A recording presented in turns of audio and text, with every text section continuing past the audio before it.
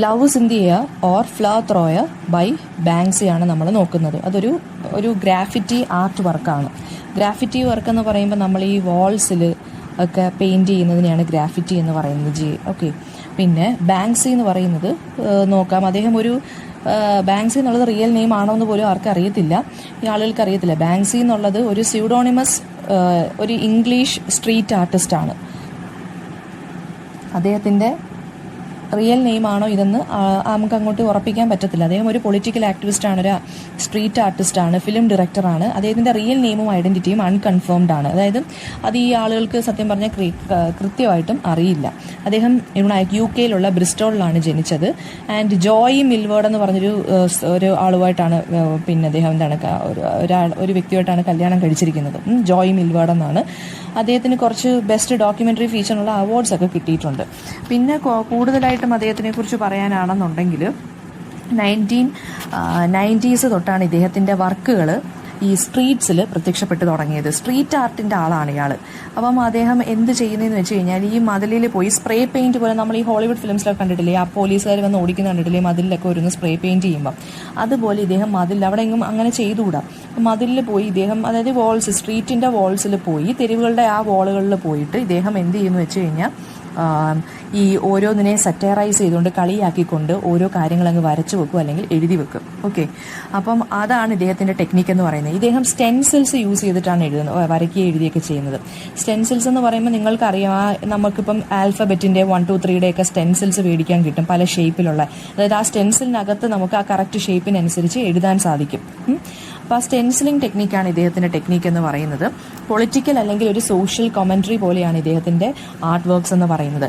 അതായത് political commentary എന്ന് പറയുന്നത്, സോഷ്യൽ കമന്ററി എന്ന് പറയുന്നതെന്ന് വെച്ച് കഴിഞ്ഞാൽ, ഇപ്പം നിങ്ങൾക്ക് എന്തെങ്കിലും അതായത് ഇപ്പോൾ എന്തെങ്കിലും ഒരു റൂള് ഗവൺമെന്റ് കൊണ്ടുവന്നിരിക്കട്ടെ, അതിനെതിരെ നിങ്ങൾക്ക് എന്തെങ്കിലും ഒരു കാര്യം പറയണം, അല്ലെങ്കിൽ സൊസൈറ്റിയിൽ ഇപ്പോൾ ഒരു പ്രശ്നം നടന്നു, ഒരു സോഷ്യൽ ഇഷ്യൂ നടന്നു, and if you wanted to raise a voice against such issue, നമുക്ക് എന്ത് ചെയ്യാം, നമുക്കത് ഇയാൾ ചെയ്തതെന്ന് വെച്ചാൽ ഇയാൾ അതെല്ലാം പെയിന്റ് അടിച്ച് എന്തെങ്കിലുമൊക്കെ സറ്ററൈസ് ചെയ്ത് വരച്ചു വെക്കും. ഓക്കെ.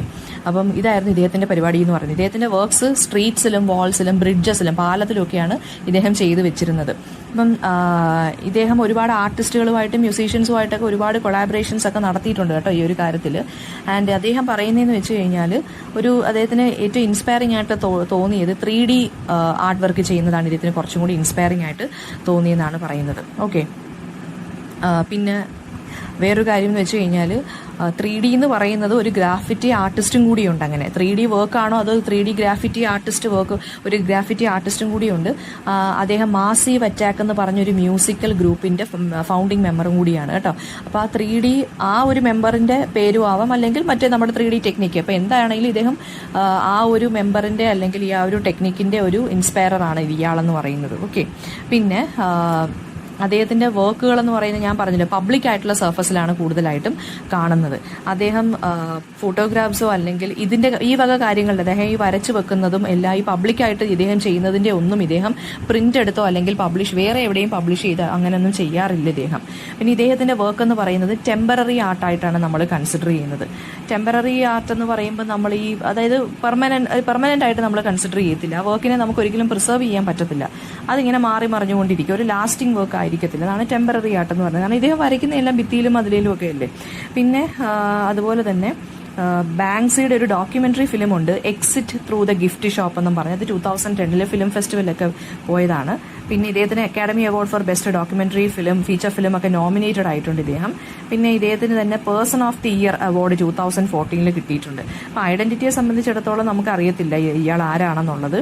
പിന്നെ ഒരു വൈറ്റ് ആയിട്ടുള്ള ഒരു മനുഷ്യൻ, 28 വയസ്സ്, കാഷ്വൽ ജീൻസ് ഒക്കെയാണ് ഇടുന്നത്, ടീഷർട്ടാണ്, സിൽവർ കളറിലെ ടീത്ത് ഉണ്ട് ഇദ്ദേഹത്തിന്, പല്ലുണ്ട്, സിൽവർ ചെയിൻ ആണ്, സിൽവർ ഇയറിംഗ് ആണ് ഇദ്ദേഹം വെയർ ചെയ്യുന്നത്. ഇതൊക്കെയാണ് ഇദ്ദേഹത്തിനെ കുറിച്ചുള്ള ഫിസിക്കൽ ആയിട്ടുള്ള ഡീറ്റെയിൽസ് എന്ന് പറയുന്നത്. ഓക്കെ. പിന്നെ എന്തുകൊണ്ടാണ് അനോണിമസ് ആയിട്ട് ഈ കാര്യങ്ങൾ ചെയ്യുന്നതെന്ന് വെച്ചാൽ, ഗ്രാഫിറ്റി എന്ന് പറയുന്നത് ഇല്ലീഗലാണ് അവിടുത്തെ കൺട്രീസിലല്ല. അപ്പോൾ ഇത് ചെയ്തു കഴിഞ്ഞാൽ പോലീസ് എന്തായാലും അറസ്റ്റ് ചെയ്യുന്നതുകൊണ്ടാണ് ഇദ്ദേഹം അനോണിമസ് ആയിട്ട് നിൽക്കുന്ന, പേര് വെളിപ്പെടുത്താതെ നിൽക്കുന്നതെന്നാണ് പറയുന്നത്. പിന്നെ അദ്ദേഹത്തിന്റെ ടെക്നിക്കുകൾ എന്ന് പറയുന്നത് സീക്രറ്റീവ് ആയിട്ടുള്ള വർക്കാണ് ഇദ്ദേഹം ചെയ്യുന്നത്. അതുകൊണ്ട് തന്നെ ടെക്നിക്കുകളെ കുറിച്ച് വലുതായിട്ട് നമുക്കൊന്നും അറിയാൻ പറ്റത്തില്ല. സ്റ്റെൻസിൽസ് യൂസ് ചെയ്താണ് ചെയ്യുന്നതെന്നും അല്ലെങ്കിൽ ചിലപ്പോൾ കമ്പ്യൂട്ടർ ഇമേജസ് ഒക്കെ യൂസ് ചെയ്തിട്ടും അദ്ദേഹം ചെയ്യുന്നതായിട്ട് നമുക്ക് കാണാൻ സാധിക്കുമെന്നാണ് പറഞ്ഞിരിക്കുന്നത്. പിന്നെ അദ്ദേഹത്തിന്റെ ഒരു വർക്കാണ് വാൾ ആൻഡ് പീസ് എന്ന് പറയുന്നത്. അപ്പോൾ വാൾ ആൻഡ് പീസ് എന്നുള്ള ആ വർക്കിനകത്ത് ഇദ്ദേഹം പറയുന്നുണ്ട് ഗ്രാഫിറ്റി ഇദ്ദേഹം എങ്ങനെ ചെയ്തു തുടങ്ങിയെന്നും ഇദ്ദേഹത്തിന് ഒരിക്കലും ഒരു വർക്ക് കംപ്ലീറ്റ് ആക്കാൻ സാധിച്ചിട്ടില്ല എന്നും പറയുന്നുണ്ട്. കാരണം എപ്പോൾ ചെയ്തു തുടങ്ങിയാലും ആരെങ്കിലും ഒക്കെ വന്ന് ബഹളം ഉണ്ടാക്കും, അതായത് പോലീസുകാർ വന്ന് പിടിക്കും അല്ലെങ്കിൽ എന്തെങ്കിലും പ്രശ്നങ്ങൾ ഉണ്ടാക്കും. അതുകൊണ്ട് തന്നെ ഇദ്ദേഹം സ്റ്റെൻസിലിങ്ങിനെ അതുകൊണ്ടാണ്, അതായത് ഗ്രാഫിറ്റി എന്ന് പറയുമ്പോൾ നമ്മൾ കൈകൊണ്ട് ഇങ്ങനെ വരച്ചിരിക്കണം. സ്റ്റെൻസിലിംഗ് ആകുമ്പോൾ ആ പ്രശ്നമില്ല, പെട്ടെന്ന് തന്നെ വരച്ച് നമുക്ക് അതിനകത്തൂടെ വരച്ച് പെട്ടെന്ന് ക്ലിയർ ആക്കാവുന്ന കാര്യമേ ഉള്ളൂ. അപ്പോൾ അതുകൊണ്ട് തന്നെ ഈ പോലീസിൽ നിന്ന് രക്ഷപ്പെടാനൊക്കെ അദ്ദേഹം അതുകൊണ്ടാണ് സ്റ്റെൻസിലിംഗ് എന്നുള്ള ടെക്നിക്കിലോട്ട് പോയത്. ഓക്കെ, പിന്നെ ഒരുപാട് സ്റ്റെൻസിൽസ് ഒക്കെ ഇദ്ദേഹം തന്നെ ക്രിയേറ്റ് ചെയ്തിട്ടുണ്ട്. കളർ ഓവർലാപ്പ് ചെയ്യുന്നതുമൊക്കെ ടൈം പെട്ടെന്ന് തന്നെ ചെയ്യാവുന്നത്, അതായത് പെട്ടെന്ന് കുറച്ച് നിമിഷത്തിനുള്ളിൽ ചെയ്യാവുന്ന ടെക്നിക്കൊക്കെ ഇദ്ദേഹം തന്നെ ചെയ്യുന്നുണ്ട്. വളരെ ക്വിക്കായിട്ട് പബ്ലിക് ഏരിയയിൽ പെട്ടെന്ന് തന്നെ ചെയ്ത് തീർക്കാവുന്ന രീതിയിലാണ് ഇദ്ദേഹം ചെയ്യുന്നത്. ഇദ്ദേഹം തന്നെ സ്റ്റെൻസിൽസ് ഒരുപാട് ക്രിയേറ്റ് ചെയ്തിട്ടുണ്ട്. പിന്നെ ഇത്രയും കാര്യങ്ങളാണ്. പിന്നെ അദ്ദേഹത്തിന്റെ സ്റ്റെൻസിൽസ് എന്ന് പറയുന്നത്, അല്ലെങ്കിൽ ഇദ്ദേഹത്തിന്റെ പ്രത്യേകത എന്ന് പറയുന്നത് സ്ലോഗൻസ് ഒക്കെ കാണും ഇതിനകത്ത്. മെയിൻലി ആന്റി വാർ അല്ലെങ്കിൽ ആന്റി ക്യാപിറ്റലിസ്റ്റ് അല്ലെങ്കിൽ പിന്നെ ഇതൊക്കെയായിരിക്കും ഇദ്ദേഹത്തിന്റെ സബ്ജക്റ്റുകൾ അല്ലെങ്കിൽ തീം എന്ന് പറയുന്നത്. അതായത് പൊളിറ്റിക്കൽ ആൻഡ് സോഷ്യൽ ഇഷ്യൂസ് ആണ് വരുന്നത്. പിന്നെ ഇദ്ദേഹത്തിന്റെ ഇതിനകത്ത് പടത്തിനകത്ത് അല്ലെങ്കിൽ ഈ പെയിന്റിങ്ങിനകത്ത് കൂടുതലായിട്ട് വരുന്നതെന്ന് വെച്ചാൽ ഈ റാറ്റ്സിന്റെ figure, policemen, soldiers, children, elderly ആയിട്ടുള്ള ആളുകളുടെയൊക്കെ സബ്ജക്റ്റുകളായിട്ടൊക്കെ വരാറുണ്ട്. ഓക്കെ, അതായത് വരച്ചു വെക്കുന്നത് ഇവരെ ഇത്രയും സെക്ഷനെയൊക്കെ വരച്ചു വെക്കാറുണ്ട്. പിന്നെ സ്റ്റെൻസിൽസ് എന്ന് പറയുമ്പോൾ എന്താണ്, നമ്മൾ ഹാൻഡ് ഡ്രോണും ആവാം അല്ലെങ്കിൽ നമുക്ക് ഷീറ്റിൽ പ്രിന്റ് ചെയ്യുകയൊക്കെ ചെയ്യാം. ഓക്കെ, അപ്പം ഈ ഒരു ടെക്നിക്ക് ശരിക്കും പറഞ്ഞാൽ വളരെ പെട്ടെന്ന് തന്നെ ക്വിക്കായിട്ട് നമുക്ക് ആർട്ടിസ്റ്റുകൾക്ക് പെയിന്റ് ചെയ്യാൻ സാധിച്ചു. അതുകൊണ്ട് തന്നെ ഇവർക്ക് ആരുടെയും കണ്ണിൽപ്പെടാതെ പിടിക്കപ്പെടാതിരിക്കാൻ ആ ഒരു ടെക്നിക്ക് ഇവരെ സഹായിച്ചിട്ടുണ്ട് കേട്ടോ. അപ്പോൾ ഈ സ്ട്രീറ്റ് ആർട്ടൊക്കെ ചെയ്യുന്നവർ മിക്കവാറും ഉള്ളവർ സ്റ്റെൻസിൽസ് ആണ് യൂസ് ചെയ്യുന്നത്. പക്ഷേ ചില ആർട്ടിസ്റ്റുകൾ ഈ ഒരു സ്റ്റെൻസിൽ ടെക്നിക്കിനെ ചീറ്റിംഗ് എന്നും വിളിക്കാറുണ്ട്. കാരണം കൈകൊണ്ട് വരയ്ക്കുമല്ലോ, നമ്മൾ വേറൊരു സംഭവത്തിന്റെ ഹെൽപ്പോട് കൂടി അതിന്റെ പുറത്തൂടെ വരയ്ക്കുമല്ലേ ഇത്. ഓക്കെ, പിന്നെ പൊളിറ്റിക്കൽ ആൻഡ് സോഷ്യൽ തീംസ് ആണ് ഇതിനകത്ത് കൂടുതലായിട്ടും വരുന്നത്. അപ്പോൾ ഇദ്ദേഹത്തിന്റെ പെയിന്റിങ്ങിനെ നമുക്കൊരു ടൈപ്പ് ഓഫ് റിവെഞ്ച് ആയിട്ട് അല്ലെങ്കിൽ ഗറില്ല വാർഫെയർ ആയിട്ട് നമുക്ക് പറയാൻ സാധിക്കും. അത് ഈ ഗറില്ല വാർഫെയർ എന്ന് പറയുമ്പോൾ എന്താണ്, ഈ എന്താ പറയുക, റിബൽസ് ആയിട്ടുള്ള ആളുകൾ ഒളിഞ്ഞിരുന്ന് അറ്റാക്ക് ചെയ്യുന്നതിനെയാണ് നമ്മൾ അങ്ങനെ പറയുന്നത് അല്ലെ. ഒരു റെഗുലർ ആയിട്ടുള്ള വാർഫെയർ അല്ല, ഒളിച്ചൊക്കെ ഇരുന്ന് നമ്മൾ അറ്റാക്ക് ചെയ്യുന്നത് പോലൊക്കെ ഇരിക്കും. അപ്പോൾ അതുപോലെ ഒരു കൈൻഡ് ഓഫ് പെയിന്റിംഗ് ടെക്നിക്കിന്റെ ആളാണ് ഈ ബാൻസി എന്ന് പറയുന്നത്. അതായത് ഒരു ഇൻഡിവിജ്വലിന് പവർ, ടെറിട്ടറി അല്ലെങ്കിൽ ഈ ഇതിനൊക്കെയുള്ള എതിരെയുള്ള ഈവിൾസിനെതിരെ പോരാടാൻ പറ്റിയ ഒരു കൈൻഡ് ഓഫ് ടെക്നിക്കാണ് ഈ സ്റ്റെൻസിലിംഗ് ടെക്നിക്ക് എന്നാണ് ഇദ്ദേഹം പറയുന്നത്. പിന്നെ അദ്ദേഹത്തിന്റെ ഒരു കോട്ടുണ്ട്, അതായത് അദ്ദേഹം പറയുവാണ് ട്രെയിൻ കമ്പനി ഇല്ലെങ്കിൽ പോയി ഒരു ട്രെയിൻ തന്നെ അങ്ങ് പെയിന്റ് ചെയ്തങ്ങ് എടുക്കണം എന്നാണ് ഇദ്ദേഹം പറയുന്നത്. അപ്പം അദ്ദേഹത്തിന് ഈ പവറിനെ കൂടുതൽ ദുരുപയോഗം ചെയ്യുന്നവരെ ഒന്നും അധികം ഇഷ്ടമല്ലായിരുന്നു, മോക്ക് ചെയ്യുമായിരുന്നു ഇദ്ദേഹം. ഓക്കെ, അത് എന്ന് വെച്ചാൽ എന്തിനാണ് ഈ മോക്ക് ചെയ്ത് വരയ്ക്കുന്നതെന്ന് വെച്ചാൽ പബ്ലിക്ക് മനസ്സിലാക്കണം, അതായത് മിണ്ടാതിരിക്കരുത്, ഇങ്ങനെയൊക്കെ അതായത് റിയാക്ട് ചെയ്യണം എന്നുള്ളത്. അപ്പം പൊളിറ്റിക്കൽ ആൻഡ് സോഷ്യൽ തീംസ് ഞാൻ നേരത്തെ പറഞ്ഞ പോലെ ആന്റി വാർ വരുന്നുണ്ട്, അതുപോലെ തന്നെ ഈ കൺസ്യൂമറിസത്തിനെതിരെ വരുന്നുണ്ട്, പിന്നെ ഇമ്പീരിയലിസത്തിനെതിരെ വരുന്നുണ്ട്, കൊളോണിയലിസത്തിനെതിരെ, അങ്ങനത്തുള്ള കാര്യങ്ങൾക്കൊക്കെ എതിരെയാണ് വരുന്നത്. അതുപോലെ തന്നെ ഹ്യൂമൻ കണ്ടീഷൻസ് ആയിട്ടുള്ള ഗ്രീഡ്, പോവേർട്ടി, പിന്നെന്താണ് ഒറ്റപ്പെടൽ, ഇതിനെക്കുറിച്ചൊക്കെ ഇദ്ദേഹം വരച്ചിട്ടുമുണ്ട്. അപ്പം ഇത്രയൊക്കെയാണ് ഇതിനകത്ത് വരുന്ന കാര്യങ്ങളെന്ന് പറയുന്നത്. ഇനി നമുക്ക് അദ്ദേഹത്തിൻ്റെ തന്നെ വർക്കായിട്ടുള്ള ഈ ഒരു ഫ്ലവർ ത്രോയർ അല്ലെങ്കിൽ ലവ്സ് ഇൻ ദ എയറിലോട്ട് നോക്കാം. നിങ്ങളുടെ ടെക്സ്റ്റ് ബുക്കിനകത്തും കൊടുത്തിട്ടുണ്ട് ഈ ഒരു ഫിഗർ. പിന്നെ ലവ്സ് ഇൻ ദ എയർ എന്ന് പറഞ്ഞാൽ വളരെ മോസ്റ്റ് ഐക്കോണിക് ആയിട്ടുള്ള ഒരു ആർട്ട് വർക്കാണ് ഇദ്ദേഹത്തിൻ്റെ. അതിനെ ഫ്ലവർ ത്രോയർ എന്നും ഫ്ലവർ ത്രോയർ ആൻഡ് റേജ് എന്നും അല്ലെങ്കിൽ LITA എന്നും പറയാം. LIITA, അതായത് ലവ് ഈസ് ഇൻ ദി എയറിന്റെ ഷോർട്ട് ഫോം. 2003 ഫസ്റ്റ് അപ്പിയർ ചെയ്തത്. അതൊരു ലാർജ് ഫോർമാറ്റിലുള്ള ഒരു സ്റ്റെൻസിൽഡ് ആർട്ട് വർക്കായിരുന്നു. അത് ബെത്ലഹേമിലാണ് വന്നത്. ബെത്ലഹേമിൽ ശരിക്കും പറഞ്ഞ ഒരു വെസ്റ്റ് ബാങ്ക് വാൾ എന്നും പറഞ്ഞൊരു മതിലുണ്ട്. അവിടെ കൺസ്ട്രക്ഷൻ നടന്നുകൊണ്ടിരിക്കുമായിരുന്നു. ആ കൺസ്ട്രക്ഷൻ കംപ്ലീറ്റ് ആയ ഉടനെ തന്നെ ഈ ഒരു പടം ഇയാളങ്ങ് വരച്ചു വെച്ചു. ഇത് വളരെ കോൺട്രവേഴ്ഷ്യൽ ആയിട്ടുള്ളൊരു ഭിത്തിയാണത്. കാരണം പാലസ്റ്റീനും ഇസ്രയേലും തമ്മിൽ സെപ്പറേറ്റ് ചെയ്യുന്നൊരു വോളാണിത്. അത് 2002 കൊണ്ടുവന്നത്. സോ അത് വളരെയധികം കോൺട്രവേഴ്ഷ്യൽ ആയിട്ടുള്ളൊരു ഭിത്തി ആയതുകൊണ്ട് ഇവർക്ക് ഇതിനെതിരെ, അതായത് ഇവർക്ക് ഭിത്തി കൊണ്ടുവന്ന് സെപ്പറേറ്റ് ചെയ്ത് ഇഷ്ടപ്പെടാത്തത് കൊണ്ടായിരിക്കാം ഇവർ ഇതിനകത്ത് വരച്ചു വെച്ചത്. ഓക്കെ, അപ്പോൾ ഈ ഗ്രാഫിറ്റി ഒരു പാലസ്റ്റീൻ ഇസ്രയേൽ വാളിൻ്റെ ആ ഒരു 760 കിലോമീറ്റർ ആ ഒരു ഡിസ്റ്റൻസിലാണ് ഈ ഒരു പടം വരച്ചിരിക്കുന്നത്. ആ വാളിൻ്റെ 760ാമത്തെ കിലോമീറ്ററിലാണ് ഇത് വരച്ചു വെച്ചിരിക്കുന്നത്. ആൻഡ് അതുപോലെ തന്നെ ഇപ്പോൾ ഇദ്ദേഹം ബാങ്ക്സ് തന്നെ പറഞ്ഞിട്ടുണ്ട്, വരച്ച ആൾ തന്നെ പറഞ്ഞിട്ടുണ്ട്, പാലസ്റ്റീൻ എന്ന് പറയുന്നതാണ് ലോകത്ത് തന്നെ ഏറ്റവും ലാർജസ്റ്റ് ആയിട്ടുള്ള ഓപ്പൺ പ്രിസൺ എന്ന്, ജയിലെന്ന് പറഞ്ഞിട്ടുണ്ട്. അപ്പോൾ ഈ വാളിലാണ് ഇവർ ഒരുപാട് പേര്, ഇദ്ദേഹം മാത്രമല്ല കേട്ടോ, ഒരുപാട് പേര് പെയിൻറ്റിങ്സും റൈറ്റിങ്സും ഒക്കെ ഈ കൺസ്ട്രക്ഷനെതിരെ ഇങ്ങനെ എഴുതി വെച്ചിട്ടുണ്ട്. അപ്പോൾ അത് ഞാൻ പറഞ്ഞില്ല, ഇദ്ദേഹത്തിൻ്റെ ഒരു വർക്ക് ഇറങ്ങിയിട്ടുണ്ട്, 2005 ബുക്കാണ് വാൾ ആൻഡ് പീസ് എന്ന് പറയുന്നത്. ആ വാൾ ആൻഡ് പീസിനകത്ത് ഇദ്ദേഹം ഈ ഒരു വർക്കാണ് ഇദ്ദേഹത്തിൻ്റെ കവർ പേജ് ആയിട്ട് കൊടുത്തിരിക്കുന്നത്. അതായത് ഈ പൂവ് ഒരു കവർ പേജ് എന്ന് വെച്ചാൽ ലവ് ഇസ് ഇൻ ദി എയറിൻ്റെ ആ ഒരു പെയിൻറ്റിംഗ് ആണ് കവർ പേജ് ആയിട്ട് കൊടുത്തിരിക്കുന്നത്. ആ ആർട്ട് വർക്ക് എന്താണെന്ന് വെച്ചാൽ ഒരു മനുഷ്യൻ ബ്ലാക്ക് ഡ്രസ്സാണ് ഇട്ടിരിക്കുന്നത്, അദ്ദേഹം ഒരു ബേസ്ബോൾ ക്യാപ്പ് ബാക്ക്വേർഡ്സ് തല തിരിച്ചിട്ടിട്ടുണ്ട്, ആൻഡ് അദ്ദേഹത്തിൻ്റെ ഫേസ് കവർ ചെയ്തിട്ടുണ്ട്. അദ്ദേഹം എന്തോ ഒരു ഐറ്റം ത്രോ ചെയ്യുന്നത് പോലാണ് നിൽക്കുന്നത്. ആ ത്രോ ചെയ്യുന്നത് ബ്രിക്കോ പെട്രോൾ ബോംബോ ഒന്നും അല്ല, കുറച്ച് ബൊക്കെ ഓഫ് ഫ്ലവേഴ്സാണ്. അപ്പോൾ ഇതിനെയാണ് love is in the air എന്ന് പറയുന്നത്. കാരണം പീസ്ഫുൾനെസ് റെസിസ്റ്റ് അല്ലെങ്കിൽ പീസ്ഫുൾ ആയിട്ടുള്ള ഒരു നോൺ വയലൻ്റ് ആയിട്ടുള്ള ഒരു പ്രൊട്ടസ്റ്റാണ് അദ്ദേഹം ഇവിടെ കാണിച്ചിരിക്കുന്നത്. അതായത് ലവിന് ഹെയ്റ്റിനെക്കാട്ടിലും കൂടുതൽ പവർ ഉണ്ട് എന്നാണ് കാണിക്കുന്നത്. അത് ഈ ഭിത്തിയിൽ മാത്രം മനഃപൂർവ്വം എഴുതി വെച്ചാണ്, കാരണം ഈ സെപ്പറേറ്റ് ചെയ്യേണ്ട ആവശ്യമില്ലായിരുന്നു എന്നാണ് പറയുന്നത് ഇദ്ദേഹം ഈ ഒരു വർക്കിലൂടെ. ആൻഡ് ഇദ്ദേഹം മാത്രമല്ല, ഒരുപാട് ഡസൻ മ്യൂറൽസ് ഈ ഒരു വെസ്റ്റ് ബാങ്ക് വാളിൽ 10 വർഷത്തിനുള്ളിൽ വന്നിട്ടുണ്ട്. 2017 ഈ ബാങ്ക്സി എന്ന് പറഞ്ഞ മനുഷ്യൻ ബെത്ലഹേമിൽ വന്നിട്ട് അദ്ദേഹം ഒരു ഹോട്ടലൊക്കെ ക്രിയേറ്റ് ചെയ്യാൻ നോക്കിയിട്ടുണ്ട് വെസ്റ്റ് ബാങ്ക് വാളിൽ. ഓക്കെ, ആൻഡ് ദെൻ പിന്നീട് പറയുന്നതെന്ന് വെച്ച് കഴിഞ്ഞാൽ ഇതിന് ഒരുപാട് വേർഷൻസ് ഒക്കെ ഇറങ്ങിയിട്ടുണ്ട് ഈ ഒരു പെയിൻറ്റിങ്ങിന്. അത് ഫ്ലവർ ത്രോയർ റൈറ്റിലോട്ട് നീങ്ങി നിൽക്കുന്നത്. ഇപ്പോൾ ഫ്ലവർ ത്രോയർ ഇതിനകത്ത് റൈറ്റിലോട്ടാണ് എറിയുന്ന കണക്ക് കാണിക്കുന്നത്, ചിലതിനകത്ത് ലെഫ്റ്റിലോട്ടായിട്ട് നിൽക്കുന്നുണ്ട്. അങ്ങനെ ഒരുപാട് വേർഷൻസ് ഒക്കെ ഇറങ്ങിയിട്ടുണ്ട്. ബ്ലാക്ക് ആൻഡ് വൈറ്റിലും അതുപോലെ തന്നെ ആർട്ട് വർക്ക് ശരിക്കും പറഞ്ഞു കഴിഞ്ഞാൽ ഒരു ബ്ലാക്ക് ആൻഡ് വൈറ്റ് പ്ലാറ്റ്ഫോമിൽ, അതുപോലെ ബ്രൈറ്റ് റെഡ് ബാക്ക്ഗ്രൗണ്ടിലും ഒക്കെ ഇറങ്ങിയിട്ടുണ്ട്. അതുപോലെ തന്നെ 500 പ്രിൻ്റോളം ഒക്കെ ഇറക്കി ഇദ്ദേഹം. അപ്പോൾ ആൻറ്റി വയലൻസ് അല്ലെങ്കിൽ ആൻറ്റി വാറിനാണ് ഈ ഒരു പിക്ചർ അല്ലെങ്കിൽ പെയിൻറ്റിംഗ് എന്ന് പറയുന്നത് റിപ്രസെൻറ്റ് ചെയ്യുന്നത്. പിന്നെ ഇത് ഒരുപാട് ഫിലിംസിലൊക്കെ ഇതിൻ്റെ റെഫറൻസസ് വരുന്നിട്ടുണ്ട് കേട്ടോ. പൾപ്പ് ഫിക്ഷനകത്തൊക്കെ ഇതിനകത്തൊക്കെ വരുന്നുണ്ട്. ഫിലിംസിനകത്തൊക്കെ ഈ ഒരു ആൻറ്റി വാർ അല്ലെങ്കിൽ വയലൻസിനെതിരെയൊക്കെ ഇദ്ദേഹം കൊണ്ടുവന്നിട്ടുണ്ട്. പിന്നെ അപ്പോൾ ഇത്രയൊക്കെയാണ് ഈ ഒരു പെയിൻറ്റിങ്ങിനെ കുറിച്ച് വരുന്നത്. നമുക്കിതിനകത്തുള്ള ക്വസ്റ്റ്യൻസ് എന്താണെന്ന് ചോദിച്ചു കഴിഞ്ഞാൽ ഇത് ഓരോന്നും എന്തിനെയാണ് റെപ്രസെൻറ്റ് ചെയ്യുന്നതെന്ന് നമ്മൾ അറിഞ്ഞിരിക്കണം. അപ്പോൾ അതിനകത്ത് വരുന്ന ക്വസ്റ്റ്യൻസ്, ഫസ്റ്റ് ക്വസ്റ്റ്യൻ എന്ന് പറയുന്നത് ഇത് എന്ത് ടൈപ്പ് ആർട്ട് വർക്കാണ്? ഇതൊരു ഗ്രാഫിറ്റിയാണ്, ഞാൻ പറഞ്ഞില്ല മതിലയിലാണ് അടിച്ചു വെച്ചിരിക്കുന്നത്.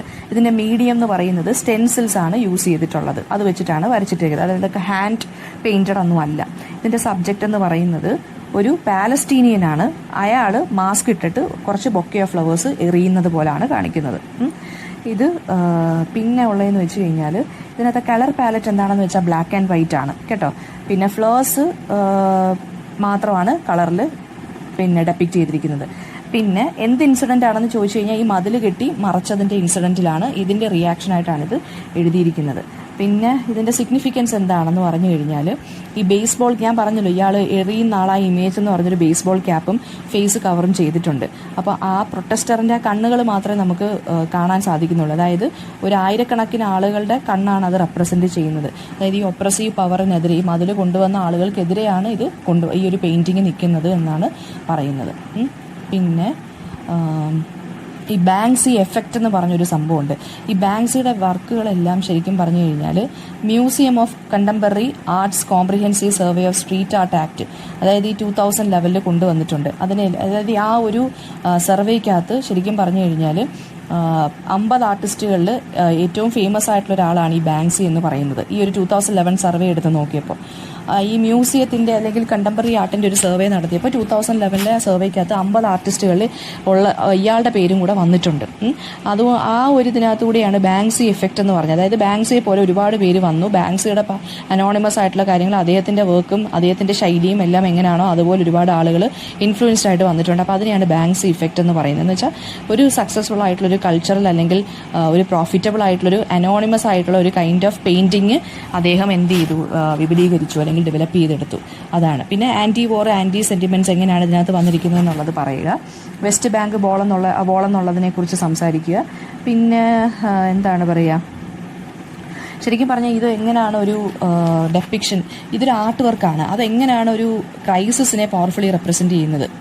അപ്പോൾ അത് പറയുകയാണെന്നുണ്ടെങ്കിൽ നമുക്ക് പറയാം പാലസ്റ്റീനും ഇസ്രയേലും തമ്മിൽ ഒരുപാട് പ്രശ്നങ്ങൾ ഉണ്ടായിട്ടുണ്ട്. അപ്പം ഈ ഒരു വാൾ ക്രിയേറ്റ് ചെയ്തു. അപ്പം അത് അങ്ങോട്ടും ഇങ്ങോട്ടും സെപ്പറേറ്റഡ് ആക്കിയാണ്. അപ്പോൾ ഒരുപാട് പേർക്ക് മിലിറ്ററിയുടെ കയ്യിൽ നിന്നാണെങ്കിലും പോലീസിൻ്റെ കയ്യിൽ നിന്നാണ് ഒരുപാട് പേർക്ക് ജീവൻ നഷ്ടപ്പെട്ടിട്ടുണ്ട്. അപ്പോൾ എക്കണോമിക് ക്രൈസിസ് ഹാപ്പൻ ചെയ്തിട്ടുണ്ട്, ഒരു സോഷ്യലി ഇഷ്യൂസ് ഒരുപാട് ഹാപ്പൻ ചെയ്തിട്ടുണ്ട്, വയലൻറ്റ് കോൺഫ്ലിക്ട്സ് ഒരുപാട് ഉണ്ടായിട്ടുണ്ട്. അപ്പോൾ അങ്ങനെ ഇൻസിഡൻസ് ഇങ്ങനെ വന്നുകൊണ്ടിരിക്കുകയാണ്. ആ സമയത്താണ് ഈ ഒരു വോള് കൊണ്ടുവരുന്നത്.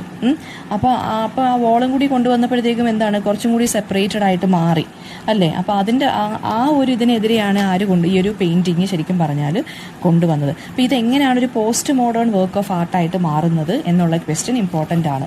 അപ്പോൾ പോസ്റ്റ് മോഡേൺ എന്ന് പറയുന്നത് ബാങ്ക്സി ഒരു അനോണിമസ് ആയിട്ടുള്ള ബ്രിട്ടീഷ് ഗ്രാഫിറ്റി ആർട്ടിസ്റ്റാണ്. അദ്ദേഹം ഒരു ആൻറ്റി അതോറിറ്റേറിയൻ ആർട്ടിസ്റ്റാണ്. ഇത് പബ്ലിക് പ്ലേസസിൽ ഈ ഗവൺമെൻറ്റിനെതിരെ അല്ലെങ്കിൽ ദോസ് ഹു വെയർ ഇൻ പവറിനെതിരെ ചെയ്യുന്ന ഒരു ആർട്ടിസ്റ്റാണ്. അപ്പോൾ അദ്ദേഹത്തിന് ഗറില്ല ആർട്ടിസ്റ്റ് എന്ന് പറയാം. സ്പ്രേ പെയിൻ്റാണ് അദ്ദേഹം യൂസ് ചെയ്യുന്നത്, സ്റ്റെൻസിലാണ് അദ്ദേഹം യൂസ് ചെയ്യുന്നത്. പിന്നെ അതുപോലെ തന്നെ സറ്റാറിക്കലിയാണ് ഇദ്ദേഹം കളിയാക്കിയൊക്കെയാണ് ചെയ്യുന്നത് അല്ലേ. ബോംബർ എറിയുന്ന കണക്കാണ് അയാൾ നിൽക്കുന്നെങ്കിലും കയ്യിൽ ഫ്ലവേഴ്സാണ് നമ്മുടെ ഇമേജിനകത്ത്. പിന്നെ ഇദ്ദേഹത്തിന് ഒരുപാട് പേരുകളുണ്ട്. ഇദ്ദേഹം റവല്യൂഷണറിയാണ്. പിന്നെ സ്ട്രീറ്റ് ആർട്ടിനെ കുറച്ചും കൂടി ഡെവലപ്പ് ചെയ്തത് ഇദ്ദേഹമാണ്. അപ്പോൾ ബാങ്ക്സിയുടെ ആർട്ട് എന്ന് പറയുന്നത് ഓഡിയൻസിൻ്റെ അറ്റൻഷൻ ക്യാപ്ചർ ചെയ്യാൻ പറ്റുന്നൊരു വ്യക്തിയാണ്. ആ ഓഡിയൻസിൻ്റെ റിയാക്ഷൻ അതുവഴി, അതായത് സിമ്പിളായിട്ടുള്ള പിക്ചേഴ്സ് വഴി ഓഡിയൻസിനെ ക്യാപ്ചർ ചെയ്യാൻ പറ്റും അറ്റൻഷൻ. ആർട്ട് എന്ന് പറയുന്നത് ശരിക്കും പറഞ്ഞാൽ ഈസ്തറ്റിക് പ്ലഷറിന് മാത്രമല്ലെന്നും അത് ഈ സോഷ്യലി പ്രശ്നങ്ങളെ അല്ലെങ്കിൽ സോഷ്യൽ ക്രൈസിസിനെ അല്ലെങ്കിൽ ഇതുപോലെ ആൻറ്റി വോറിന് വേണ്ടിയൊക്കെ യൂസ് ചെയ്യാമെന്നും ഇദ്ദേഹമാണ് പറഞ്ഞു തന്നത്. അപ്പം ഐറണി, പാരഡി അല്ലെങ്കിൽ ഇതുപോലെയുള്ള കാര്യങ്ങൾക്കൊക്കെ നമുക്ക് ഈ ആർട്ടിനെ യൂസ് ചെയ്യാൻ സാധിക്കും. അപ്പോൾ ഇതൊക്കെയെന്ന് പറഞ്ഞാൽ പോസ്റ്റ് മോഡേണിസത്തിൻ്റെ ഫീച്ചേഴ്സാണ്. അതായത് ഈ നമുക്ക് വേണ്ടത് ഈ വലിയ വലിയ നറേറ്റീവ്സ്, അതായത് എപ്പോഴും സിനിമയും ബുക്കും മാത്രം പോരാ ഈ വോറിനെ കുറിച്ച് എതിരെ പറയാം. നമുക്ക് പെയിൻറ്റിങ്ങിലൂടെ അല്ലെങ്കിൽ ആർട്ട് വർക്കിലൂടെയും സാധിക്കുമെന്ന് പറഞ്ഞത് ഇദ്ദേഹമാണ്. പിന്നെ അതുപോലെ തന്നെ ഈ എന്താ പറയുക, കൺവെൻഷണൽ ആയിട്ടുള്ള സ്ട്രീറ്റ് ഈ സ്റ്റെൻസിലിംഗ് എന്ന് പറഞ്ഞ സംഭവം ഒരു പുതിയ ടെക്നിക്കാണ്. അപ്പോൾ അതൊരു അനദർ പോസ്റ്റ് മോഡേൺ എലിമെൻ്റ് ആണ്. പിന്നെ ഈ പിന്നെന്താ സ്ലോഗൻസ്, പൊളിറ്റിക്കൽ തീംസ്, ഇതെല്ലാത്തിൻ്റെയും മിക്സാണ് ഇദ്ദേഹത്തിൻ്റെ ഈ ഒരു വർക്ക് എന്ന് പറയുന്നത്. അതും എഗെയിൻ എക്സ്പെരിമെൻറ്റഡ് ആയിട്ടുള്ള ഒരു കൈൻഡ് ഓഫ് റൈറ്റിംഗ് ആണ്. അതൊരു പോസ്റ്റ് മോഡേൺ ഫീച്ചറാണ്. പിന്നെ ആർട്ടിൻ്റെ കാര്യം പറയുകയാണെന്നുണ്ടെങ്കിൽ ഐറോണിക്കലി ആർട്ട് പ്രൊഡ്യൂസ് ചെയ്യുന്നൊരു വ്യക്തിയാണ് അദ്ദേഹം. സോഷ്യൽ ഇഷ്യൂസിനെതിരെ, ഗവൺമെൻറ്റിനെതിരെ അക്യൂസ് ചെയ്ത് ആണ് ഇദ്ദേഹം ചെയ്യുന്നതെല്ലാം. പിന്നെ അതുപോലെ തന്നെ ഈ law, religion, social issues, government policies, ഇതിനെതിരെയൊക്കെ അദ്ദേഹം ശക്തമായിട്ട് ആർട്ടിലൂടെ പറഞ്ഞിട്ടുണ്ട്. Okay, love is in the air എന്ന് പറയുന്നതിന് ഇത്രയും ക്വാളിറ്റീസ് ഉള്ളതാണ്. ഒരു അഗ്രസീവ് ആയിട്ടുള്ളൊരു പ്രൊട്ടസ്റ്റർ അല്ല അതിനകത്ത് കാണിക്കുന്നത്, ഒരു പീസ്ഫുൾ ആയിട്ടുള്ള രീതിയിലാണ് കാണിക്കുന്നത്. അതാണ് ആ ഒരു ബൊക്കെ പറയുന്നത്, പീസ്ഫുൾനെസ്സിനെയാണ് കാണിക്കുന്നത്. പിന്നെ എന്താണെന്ന് വെച്ച് കഴിഞ്ഞാൽ ഈ ഒരു ഫ്ലവർ ത്രോയർ എന്ന് പറയുന്നത് തന്നെ ഒരു ഐറോണിക് ഇമേജാണ്. കാരണം കാണുമ്പോൾ നമുക്കൊരു എന്തോ ഒരു വയലൻ്റ് ആയിട്ടൊരു തോന്നുമെങ്കിലും ആ ഇമേജ്, പക്ഷേ കയ്യിൽ പൂക്കളാണുള്ളത്. അതാണ് ഐറോണിക് എന്ന് പറഞ്ഞത്. ഓക്കെ, വെപ്പണല്ല കയ്യിലിരിക്കുന്നത്, പൂക്കളാണ് കയ്യിലിരിക്കുന്നത്. അപ്പോൾ അത് നോൺ വയലൻസിനെയാണ് സപ്പോർട്ട് ചെയ്യുന്നത്. അപ്പോൾ അഗ്രസീവായിട്ടുള്ളൊരു ഫിഗർ ആണെങ്കിലും ഇങ്ങനെ കണ്ണും കൈയൊക്കെ മൂടി കെട്ടിയിരിക്കുന്നതാണെന്നുണ്ടെങ്കിൽ, പക്ഷേ നമുക്ക് അയാളുടെ കയ്യിലിരിക്കുന്നത് ബൊക്കെയാണ് അയാളുടെ എറിയാൻ പോകുന്നത്, അല്ലാതെ ബോംബോ വയലൻസോ ഒന്നും അല്ല അയാൾ ഇൻസ്റ്റിഗേറ്റ് ചെയ്യാൻ പോകുന്നത്. പിന്നെ ആ ഒരു image of the young man ആണ് കാണിച്ചിരിക്കുന്നത് അല്ലേ. അതിൽ ഐഡൻറ്റിറ്റി കൺസീൽ ചെയ്യാണ്, മറച്ചു വെച്ചിരിക്കുകയാണ്. അപ്പം അത് ശരിക്കും പറഞ്ഞാൽ ഈ ഗവൺമെൻറ്റിനെ പേടിച്ചിട്ടോ ഒക്കെയാണ് പറഞ്ഞിരിക്കുന്നത്. പിന്നെ ഇപ്പോൾ ഒരു യങ് ആയിട്ടുള്ള ഫിഗർ ആണെന്ന് വെച്ച് കഴിഞ്ഞാൽ അതിൻ്റെ മീനിങ് എന്താ? അപ്പോൾ യൂത്ത്ഫുൾനെസ്സും അല്ലെങ്കിൽ ഈ യങ് ആയിട്ടുള്ള ആളുകളും ഗവൺമെൻറ്റിനെതിരെ പോരാടണം എന്നാണ് ഇൻഡയറക്റ്റ്ലി ഇദ്ദേഹം ഇവിടെ പറഞ്ഞു പോകുന്നത്. അതോറിറ്റിയെ ക്വസ്റ്റ്യൻ ചെയ്യണം എന്നാണ് പറഞ്ഞു പോകുന്നത്. അതായത് ആ സമയത്തുണ്ടായിരുന്ന ആർട്ട് വർക്കുകൾ എന്ന് പറയുന്നതിനേക്കാളും ഡിഫറെൻ്റ് ആയിട്ടുള്ളൊരു കാര്യമാണ് ഈ ഒരു ആർട്ട് വർക്ക് എന്ന് പറയുന്നത്. സോ അതുകൊണ്ടാണ് ഇതൊരു post modern piece of art എന്ന് പറയുന്നത്. ആർട്ടിസ്റ്റ് പുതിയ ടെക്നോളജിയും എക്സ്പെരിമെൻ്റൽ ആർട്ട് വെച്ചിട്ടാണ് ഇത് ക്രിയേറ്റ് ചെയ്തിരിക്കുന്നത്. അപ്പോൾ അത് പക്ഷേ എന്നാൽ പോലും ഈ ഒരു ആർട്ടിലൂടെ പാരഡി, സെറ്റയർ, ഐറണി ഇങ്ങനെയുള്ള കാര്യങ്ങളൊക്കെ ക്രിയേറ്റ് ചെയ്യാൻ സാധിച്ചു ഇദ്ദേഹത്തിന്. അങ്ങനെയാണ് ഇതൊരു പോസ്റ്റ് മോഡേൺ ആർട്ടായിട്ട് മാറുന്നത്. ഓക്കെ, അപ്പോൾ എന്തെങ്കിലും ഡൗട്ട് ഉണ്ടെങ്കിൽ കമൻറ്റ് ബോക്സിൽ ചോദിക്കുക. Thank you.